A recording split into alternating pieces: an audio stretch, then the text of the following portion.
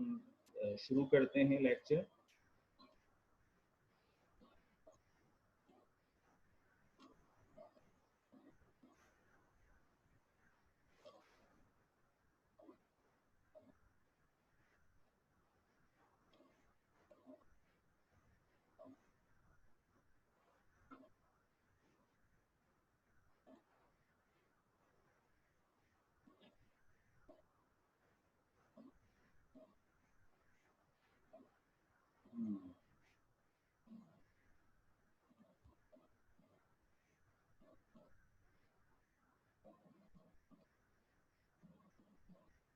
Introduction to spectroscopy के अंदर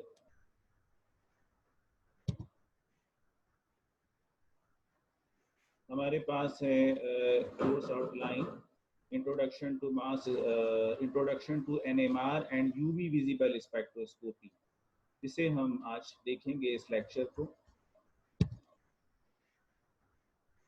ये लेक्चर 12 हमारा है, NMR spectroscopy and UV visible spectroscopy.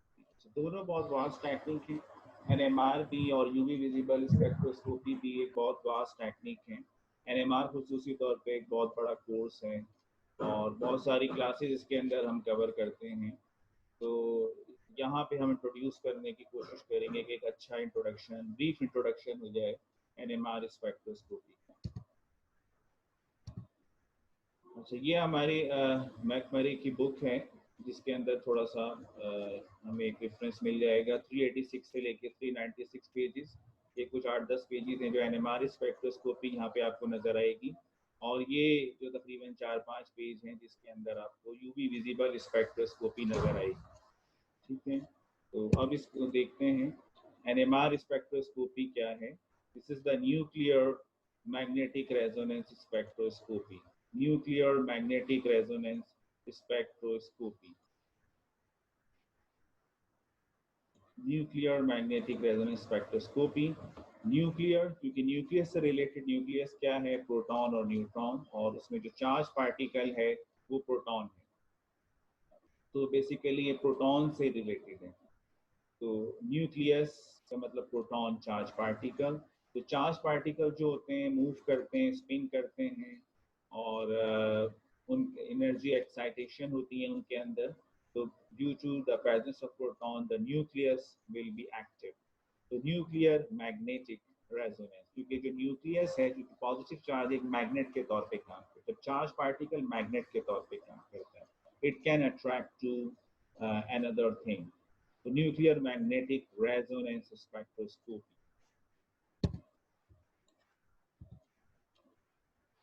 Nuclear spin क्या है? ये जो हमारा न्यूक्लियर मैग्नेटिक रेजोनेंस स्पेक्ट्रोस्कोपी है, ये it is related to nuclear spin.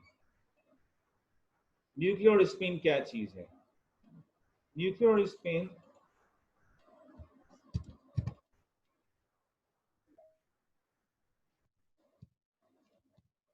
Nuclear spin quantum numbers. Nuclear spin quantum numbers क्या हैं? Nuclear spin and nuclear spin quantum numbers. Many atomic nuclei have a property called spin. बहुत सारे nucleus ऐसे हैं जिनमें spinning होती है। कौन से ऐसे न्यूक्लियस हैं जिसमें स्पिन करते हैं? Any atomic nuclei which possesses either odd atomic number or odd atomic mass or both has a quantized spin, angular momentum and a magnetic movement. ऐसे एटम जिनका एटॉमिक नंबर का मतलब number of proton odd number में हो 1 3 5 7 9, या उनका जो atomic mass है यानी प्रोटॉन प्लस न्यूट्रॉन दोनों का जो सम है वो ऑड नंबर में हो, या फिर दोनों ही एटॉमिक नंबर भी ऑड में हो, एटॉमिक मास भी ऑड में हो, या कोई एक ऑड में हो, उनके अंदर स्पिनिंग होती है। अगर उनका एटॉमिक नंबर भी इवन है, जैसे कार्बन C12, 6 एटॉमिक नंबर और 12 एटॉमिक मास, तो C12 जो है उसमें स्पिनिंग नहीं होती, C13 में स्पिनिंग होती है। ठीक है, इसलिए कि कार्बन का 6 है एटॉमिक नंबर और एटॉमिक मास 13, तो C13 में स्पिनिंग होगी, C12 में नहीं होगी। तो it has spin quantum number as well as nuclear spin states. अच्छा, जब इसमें स्पिनिंग होगी तो उसका स्पिन क्वांटम नंबर होगा। जब स्पिन क्वांटम नंबर होगा तो न्यू उसकी स्पिन स्टेट्स भी होंगी, यानी ऐसा एटम जिसका एटॉमिक नंबर ऑड हो या एटॉमिक मास ऑड हो या दोनों चीजें ऑड हो, उस वो स्पिन करेगा न्यूक्लियस, उसका स्पिन क्वांटम नंबर होगा और न्यूक्लियर स्पिन स्टेट्स भी होंगी। अब हम देखते हैं ये न्यूक्लियर मैग्नेटिक रेजोनेंस क्या चीज़ है। न्यूक्लियर स्पिन, इसमें जो न्यूक्लियर स्पिन है ये आपका मैग्नेटिक मूवमेंट है, ये गायरो मैग्नेटिक रेशियो है, स्पिन क्वांटम नंबर आई है, प्लांक्स कांस्टेंट है। ये आपका न्यूक्लियस है जो स्पिन कर रहे हैं। I is a property of the nucleus. I क्या चीज़ है? आई जो है वो एक स्पिन क्वांटम नंबर है यहाँ पे। अब यहाँ ये दिया हुआ है कि मास नंबर और ये एटॉमिक नंबर। अगर मास नंबर और ये है स्पिन क्वांटम नंबर। अब मास नंबर जो है वो ऑड है, एटॉमिक नंबर इवन या ऑड है, तो ये कुछ ना कुछ यहाँ पे स्पिन क्वांटम नंबर होगा, हाफ 3/2 5/2। अच्छा, दोनों अगर इवन है तो ये जीरो हो जाता है। अगर मास नंबर इवन है, एटॉमिक नंबर ऑड है, तो फिर ये 1 2 3 होल नंबर इंटीग्रल वैल्यू में आ जाता है। तो अगर दोनों इवन होंगे तो फिर स्पिन क्वांटम नंबर जीरो हो जाता है यहाँ से। तो ये एक फार्मूला है न्यूक्लियर स्पिन का जिसमें मैग्नेटिक मूवमेंट को देखा जाता है और ये न्यूक्लियर मैग्नेटिक रेजोनेंस हमें बताता है। और इससे हमें इतना कंसर्न नहीं है, जो हमारा स्पिन क्वांटम नंबर है ये हमारे लिए इम्पोर्टेंट है कि कब स्पिन क्वांटम नंबर होता है, न्यूक्लियस कब स्पिनिंग करता है। ये एक और some quantum numbers, spin quantum numbers of some common nuclei. ये nuclear spin quantum number I है, ब्लू से दिया हुआ है और ब्लैक से नंबर ऑफ स्पिन स्टेट्स हैं। अब ये 1H जिसमें एक प्रोटॉन है और इसका एटॉमिक मास भी 1 है, spin quantum number half, spin states 2, spin states 2। इसी तरह H2 अगर हम ले लें जिसमें दो प्रोटॉन हैं और जिसमें एक प्रोटॉन है और एटॉमिक मास 2 है, तो इसका एटॉमिक नंबर ऑड हो गया, तो स्पिन क्वांटम नंबर इसका 1 है, स्पिन स्टेट्स 3 आ गई। C12 स्पिन क्वांटम नंबर 0, इसलिए कि इसका atomic mass 6, atomic number 6, atomic mass 12, तो दोनों इवन हो गए तो ये 0 हो गई। इसी तरह C13 6 एटॉमिक नंबर है और एटॉमिक मास इसका 13 है, तो हाफ आ गया, तो स्पिन स्टेट्स हो गए। तो इसका मतलब ये है कि ये देखिए कार्बन 12 जो है और ऑक्सीजन 16 जो है, ये दोनों स्पिनिंग नहीं करते, इसलिए कि इनका स्पिन क्वांटम नंबर 0 आ रहा है। The element with either atomic odd mass or odd atomic number have the property of nuclear spin. Nuclear spin states and spin quantum numbers. The number of spin states is 2I plus 1. ये एक formula है, spin quantum number की मदद से हम determine कर सकते हैं स्पिन स्टेट्स को।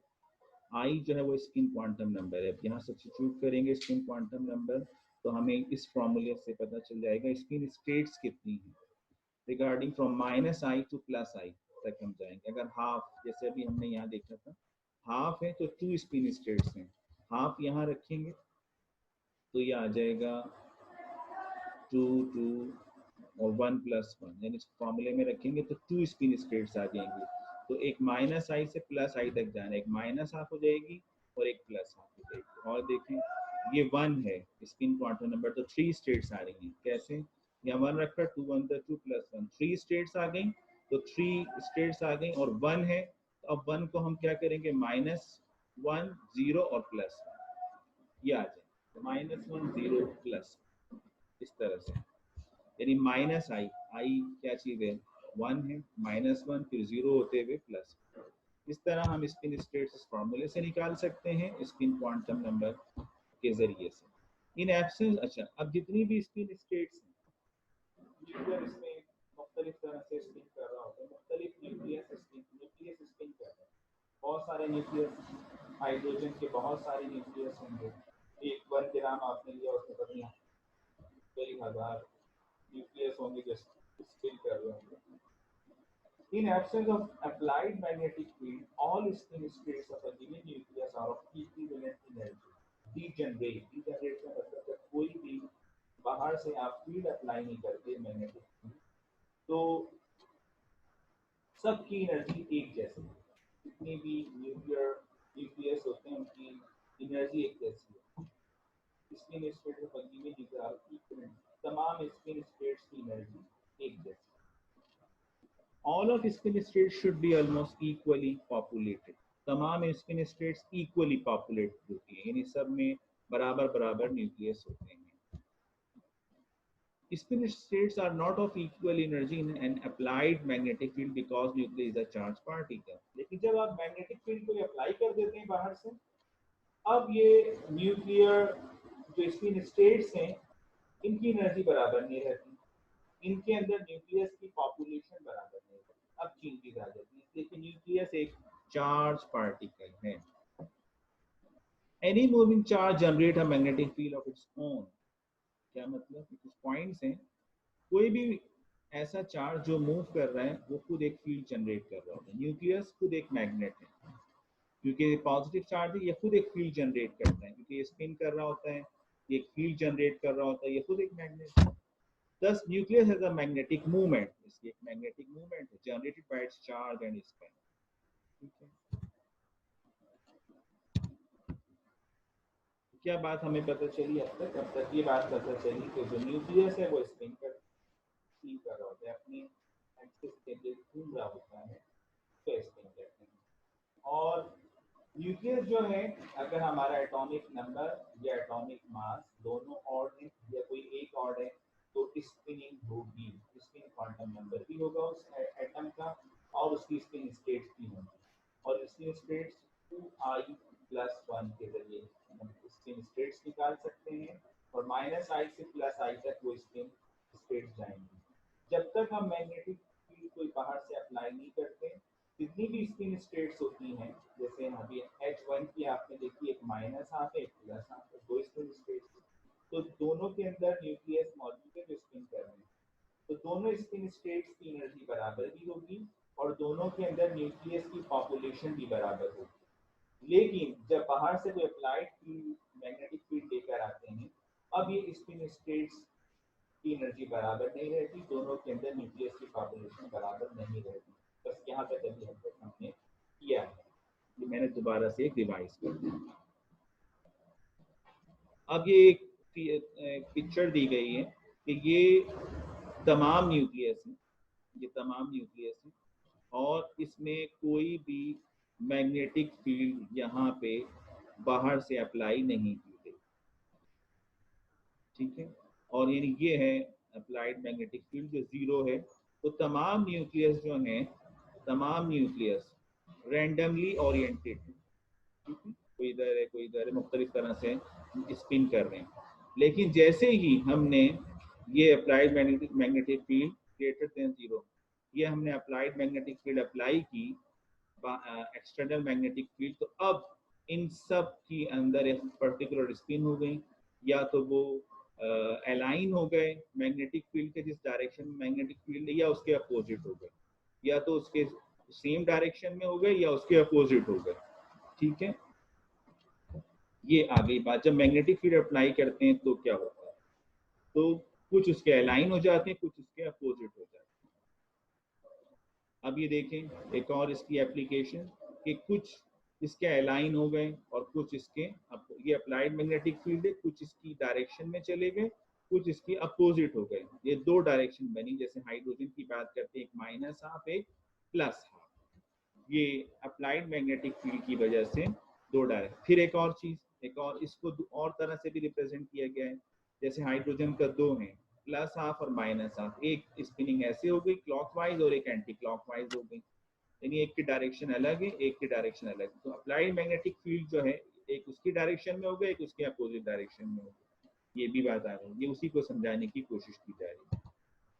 ये फिर वही वाली बात कि जब हमने फील्ड अप्लाई की, ये है अप्लाइड मैग्नेटिक फील्ड, तो अब क्या हुआ, स्प्लिट हो गया, एनर्जी मुख्तलिफ हो गई, पहले बराबर बराबर थे, अब एक की एनर्जी ज्यादा हो गई, एक की कम, ये ज्यादा हो गई माइनस हाफ, प्लस हाफ कम हो गई, एक कुछ न्यूक्लियस यहाँ स्पिन कर रहे हैं, कुछ यहाँ कर रहे हैं, ये फिर दोबारा उसी को वाजे किया गया है।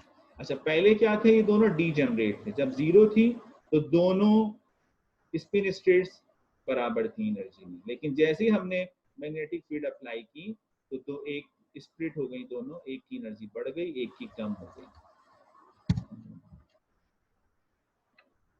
न्यूक्लियर मैग्नेटिक रेजोनेंस, जब हम रेडियो फ्रीक्वेंसी पल्स देते हैं, रेडियो फ्रीक्वेंसी पल्स क्या है, जो एनएमआर में चाहिए, जो एनएमआर के अंदर एनर्जी सोर्स है, ठीक है, 1 मीटर से लेके 5 मीटर।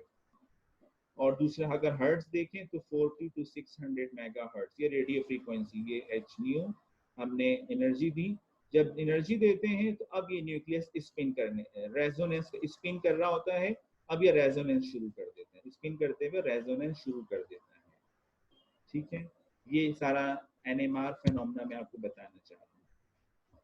अच्छा, अगली बात, ये है अप्लाइड फील्ड टेस्ला, ये जो अप्लाइड मैग्नेटिक फील्ड है, ये बताया जा रहा है कि जनाब कितनी एनर्जी चाहिए होती है, 267 चाहिए प्रोटॉन को रेजोनेंस देने के लिए, H2 को 41 चाहिए, C13 को 67 टेस्ला चाहिए, तो वो एनर्जी रेजोनेंस शुरू कर देते हैं।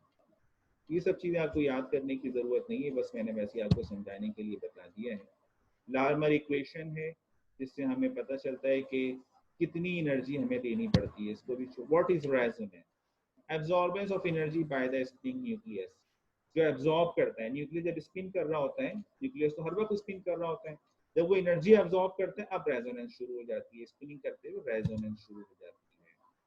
अब देखें फिर ये nuclear spin energy level, applied magnetic field थी, तो ये एक माइनस हाफ एक प्लस हाफ, इसको थोड़ा सा और वादे किया गया, एक अलाइन हो गया इस अप्लाइड मैग्नेटिक फील्ड के, यानी क्लॉकवाइज का मतलब वो अलाइन हो गया है दूसरे लफ्जों में, और एक अनअलाइन यानी इसके अपोजिट है।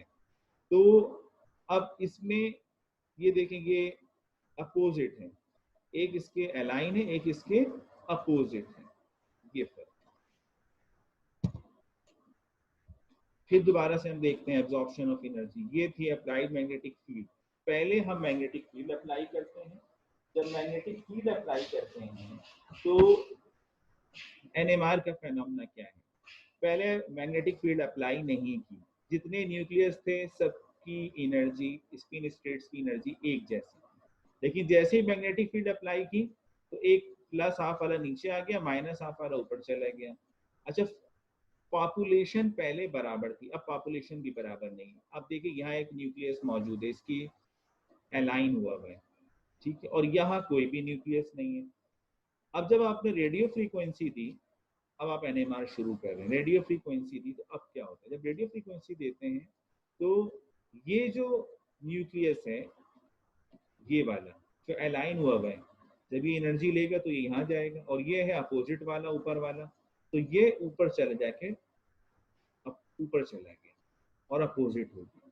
अब जब रेडियो फ्रीक्वेंसी देना बंद करते हैं तो ये दोबारा नीचे आता है, इस नीचे आने को ही आप रिकॉर्ड करते हैं, और उसकी वजह से मुख्तलिफ सिग्नल्स या पीक आती हैं। फिर समझ लें एनएमआर का फेनोमेना, आप न्यूक्लियस स्पिन कर रहे हैं, उनकी एक स्पिन स्टेट्स अभी आपने देखा H1 की दो होती है, माइनस हाफ प्लस हाफ, दोनों की एनर्जी बराबर है।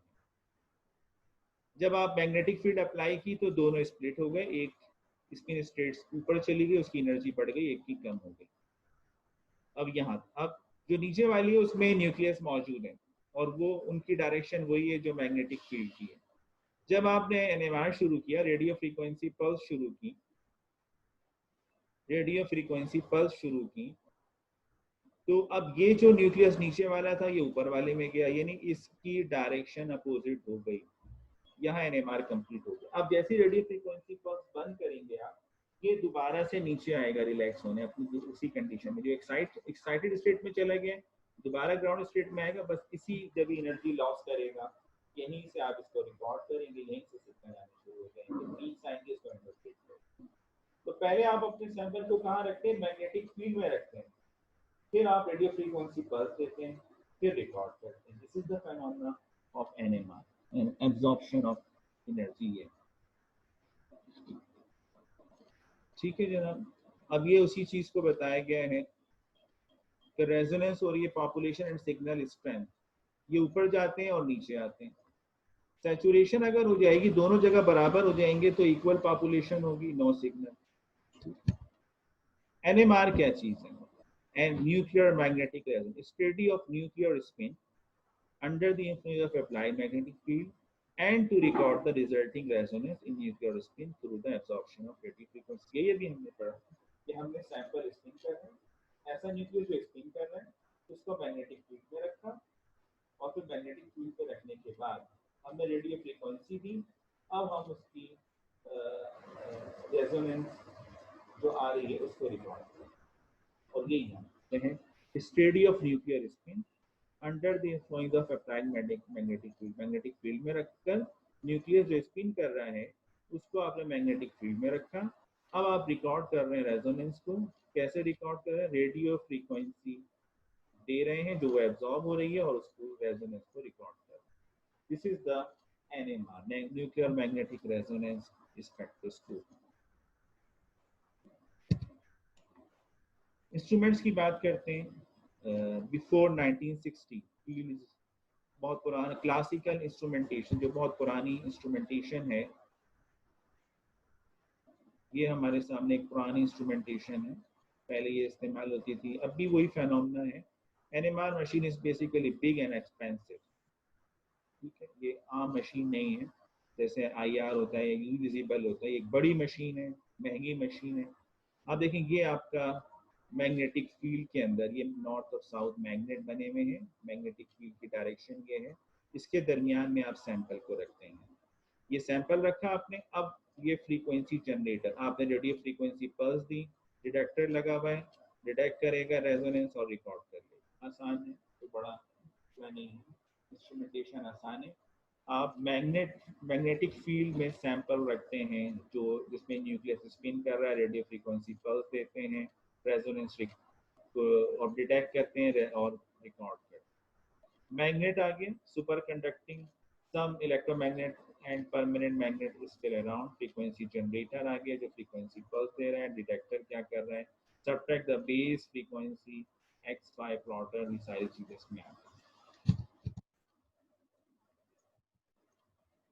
ये एक 60 मेगाहर्ट्ज NMR स्पेक्ट्रोमीटर है। 60 मेगाहर्ट्ज इसकी स्ट्रेंथ है। ये एक बेसिक इंस्ट्रूमेंट है। ये मैग्नेट लगा हुआ है, जैसे भी हमने कहा मैग्नेटिक फील्ड के अंदर सैंपल को रखा जाता है। ये सैंपल है, ये मैग्नेट प्रोब लगी हुई है, प्रोब के अंदर सैंपल मौजूद है, ये प्रोब कहलाती है, इसमें सैंपल सॉल्यूशन है। ये मैग्नेट आपने रखा हुआ है, इसके दरमियान में आपने प्रोब के अंदर सैंपल रखा हुआ है। ये रेडियो फ्रीक्वेंसी आप दे रहे हैं 60 मेगाहर्ट्ज। ये डिटेक्टर लगा हुआ है जो रेडियो फ्रीक्वेंसी डिटेक्टर है और रिकॉर्डर है। ये इसकी स्ट्रेंथ है, यहाँ पे 1.4 टेस्ला। ये NMR स्पेक्ट्रम है फिनाइल एसीटोन का। Each type proton comes at a different place. अभी फिनाइल एसीटोन ये रहा। NMR क्या करता है, जितने भी प्रोटॉन हैं यानी जितने भी हाइड्रोजन हैं उन सब को, एक होता है प्रोटॉन NMR, एक होता है C13 NMR। C13 NMR जितने टाइप्स के कार्बन है सबके सिग्नल देगा, और प्रोटॉन NMR जो जितने हाइड्रोजन होंगे सबके सिग्नल। अब ये है CH3, इसका सिग्नल ये आ रहा है यहाँ पे। फिर ये आ रहा है CH2 का सिग्नल ये आ रहा है 2 प्रोटॉन। फिर ये आ रहा है बेंजीन जो फिनाइल है। फिनाइल में 5 हाइड्रोजन एक ही जैसे इक्विवेलेंट टाइप के, तो ये यहाँ पे आ रहा है। तो 3 तरह के हाइड्रोजन है इसके अंदर।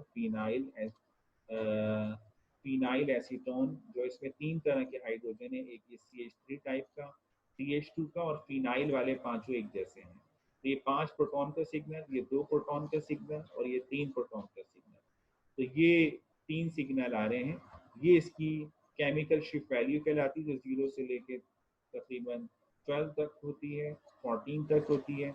और ये केमिकल शिफ्ट वैल्यू बताती है कि यहाँ ये 2.0 पे आ रहा है, ये 3 पॉइंट समथिंग पे आ रहा है, ये 7 पॉइंट समथिंग। 3 तरह के हाइड्रोजन यहाँ मौजूद।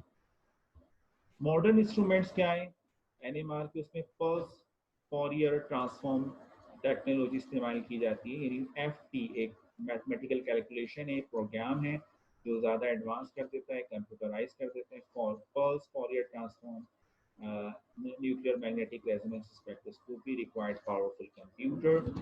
इसमें अल्ट्रा शील्डेड ये सारा आपका मैग्नेट है यहाँ पे, उसी तरह से प्रॉब लगी हुई है।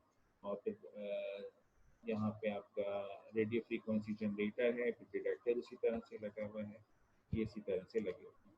अच्छा, फेनोमेना वही है। अच्छा, रेडिएशन एब्जॉर्ब, रेडियो फ्रीक्वेंसी जो हम देते हैं ये 25 सेंटीमीटर तकरीबन होती है वेवलेंथ इसकी।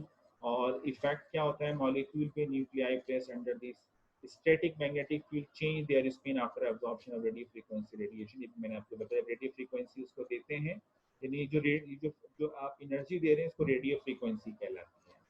तो उसकी जो स्पिन है वो चेंज हो जाती है, रेजोनेंस करने लगता है, एक्साइटेड स्टेट में चला जाता है, जैसे भी हमने देखा। इससे क्या पता चलता है, electronic environment of nuclei, their numbers and number of neighbouring atoms. यानी हाइड्रोजन कौन सा है, CH3 है, इसके बराबर में क्या हो सकते हैं। तो मुख्तलिफ जितने टाइप्स के प्रोटॉन्स होते हैं, उनकी जितनी मुख्तलिफ किस्म की इन्वायरमेंट्स में होते हैं, उन सब के सिग्नल आ जाते हैं। तो NMR से हमें क्या पता चलेगा, NMR अगर प्रोटॉन NMR है तो पूरा प्रोटॉन, तमाम प्रोटॉन की इंफॉर्मेशन, हाइड्रोजन जो दूसरे लफ्ज़ हैं, और C13 NMR भी होता है, इससे तमाम कार्बन की इंफॉर्मेशन। तो NMR स्पेक्ट्रोस्कोपी से जो मुकम्मल स्केलेटन है कार्बन का, हाइड्रोजन का, वो पता चलता है। और ऑर्गेनिक कंपाउंड क्या होते हैं, तो रोटे कार्बन हाइड्रोजन का पूरा स्केलेटन होता है, बैकबोन होता है, तो हमें इसके मतलब पता चल जाता है।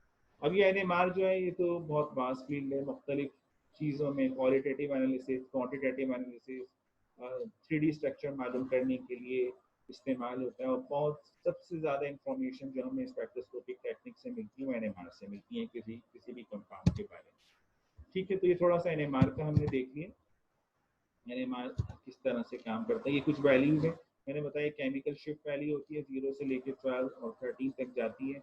मुख्तलिफ, जैसे IR में हमने देखा था, मुख्तलिफ तरह के जो हाइड्रोजन हैं या प्रोटॉन्स जिन्हें हम कहते हैं, वो मुख्तलिफ जगह पे आ रहे होते हैं। जैसे CH3 0 से 2 के दरमियान, CH2CH।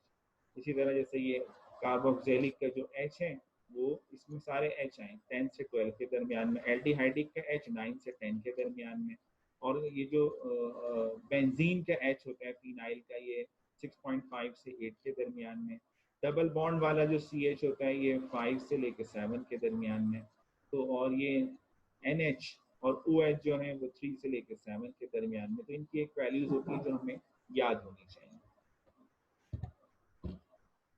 ये थोड़ा सा NMR का हमने इंट्रोडक्शन कर लिया। अब हम UV विजिबल स्पेक्ट्रोस्कोपी पर आते हैं। UV विजिबल स्पेक्ट्रोस्कोपी क्या है, मुख्तसर सा इसका हम इंट्रोडक्शन करेंगे।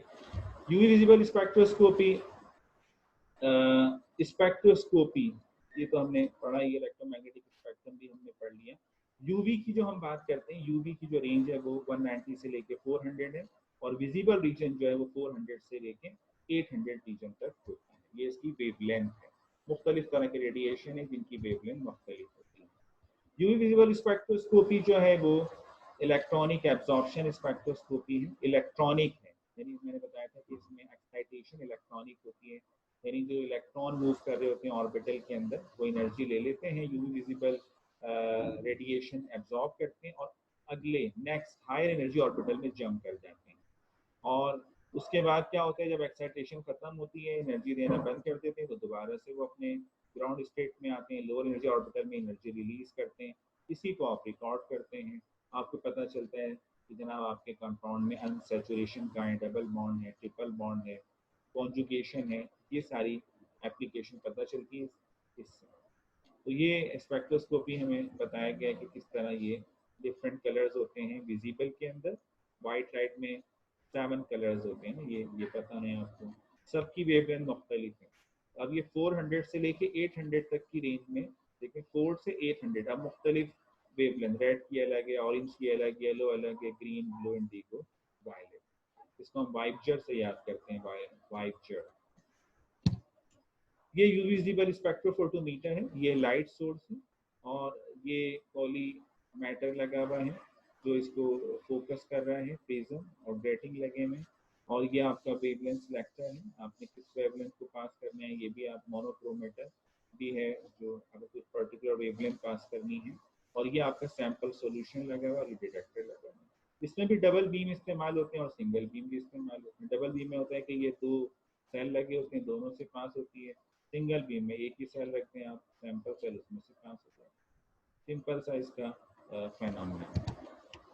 एक और फिर दोबारा देखते हैं, एक और लैंप लगा हुआ है, और या मोनोक्रोमेटर, मोनोक्रोमेटर मैंने बताया ना कि एक कोई पर्टिकुलर एक वेवलेंथ को अगर आपने आगे भेजना है तो एक वेवलेंथ चली जाएगी, नहीं पूरा यूवी विजिबल रेडिएशन भेजना है तो पूरी यूवी विजिबल रेडिएशन चली जाएगी। ये सैंपल लगा हुआ है, डिटेक्टर है, एम्पलीफायर है और आपका रिकॉर्डर। इसका जो स्पेक्ट्रम है, सिंपल सा स्पेक्ट्रम है, वो लैम्डा नैनोमीटर में, और ये एब्जॉर्बेंस, अभी कितना एब्जॉर्ब हुआ ये आपको चला जाए, किस वेवलेंथ पे कितनी एब्जॉर्बेंस हो रही। सबसे वो एब्जॉर्बेंस, ऐसी वेवलेंथ जिसका मैक्सिमम एब्जॉर्बेंस होती है वो लैम्डा मैक्स कहलाती है, मैक्सिमम एब्जॉर्बेंस होती है वो लैम्डा मैक्स कहलाती है। और इसमें ये आ सकती है, ये दो ऐसी जो मैक्सिमम एब्जॉर्प्शन है। और इससे पता चलता है आपको इसमें डबल बॉन्ड का सेट और अनसैचुरेशन का, कॉन्जुगेशन का पता चलता है।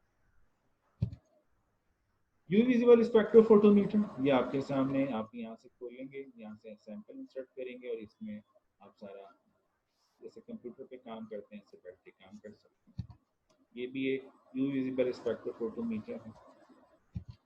एप्लीकेशन क्या है इसकी, फंक्शनल ग्रुप मालूम कर सकते हैं, कॉन्जुगेशन मालूम कर सकते हैं, आइडेंटिफिकेशन ऑफ अननोन कंपाउंड कर सकते हैं, कॉन्फ़िगरेशन ऑफ ज्योमेट्रिकल आइसोमर्स की मालूम कर सकते हैं, प्योरिटी ऑफ सब्सटेंस मालूम कर सकते हैं, क्वालिटेटिव एनालिसिस कर सकते हैं, क्वांटिटेटिव एनालिसिस कर सकते हैं। बहुत सारे पर्पस पे ये इंस्ट्रूमेंट इस्तेमाल होता है। इट इज़ वेरी कॉमन और it is present in every place, in every lab, industrial lab or research lab. It is very common and cheap instrument. तो ये थोड़ा सा हमने इसको देख लिया यूवी विजिबल स्पेक्ट्रोफोटोमीटर का। यहाँ तक कोई बात अगर पूछनी है तो आप लोग पूछ सकते हैं, कोई सवाल करना चाहें।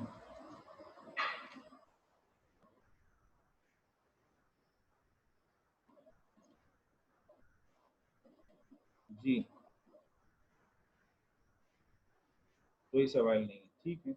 नेक्स्ट टाइम इंशाल्लाह फिर हम इस टॉपिक का इंट्रोडक्शन टू स्पेक्ट्रोस्कोपी का लास्ट लेक्चर इंशाल्लाह हम देखेंगे।